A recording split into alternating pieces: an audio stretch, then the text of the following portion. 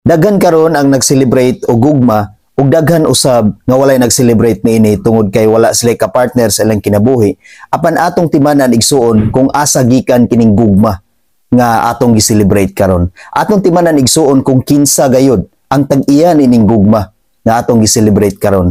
Nga dili lang ta nining adlaw mag-celebrate sa gugma, dili lang ta ining bulana mag-celebrate sa gugma, kun dili sa matag adlaw atong i-celebrate ang gugma. Bisan wala kay ka-partner karon igsuon, pero i-celebrate ang gugma sa matag adlaw. Tud kay kanang gugma dili na gikan diha sa tao, kun dili gikan na sa Ginoo. Unang Juan 4 versikulo 7. Mga igsuon, maghigugmaay kita kay ang gugma gikan sa Dios. Ang nahigugma sa iyang isigkatawo anak sa Dios o nakaila sa Dios.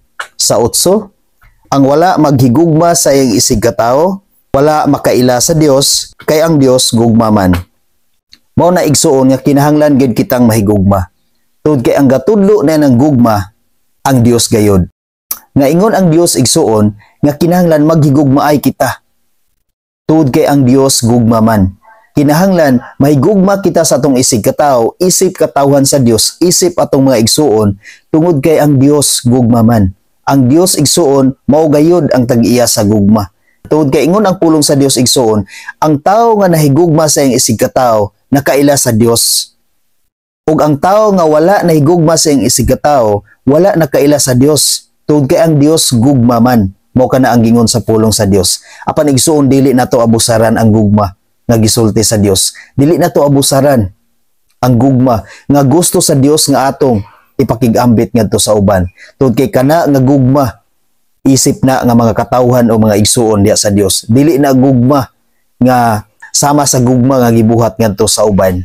Sama sa gugma nato sa atong kapartner sa kinabuhi. Lahi ang gugma sa atong kapartner sa atong kinabuhi ug ang gugma sa atong isig katawo.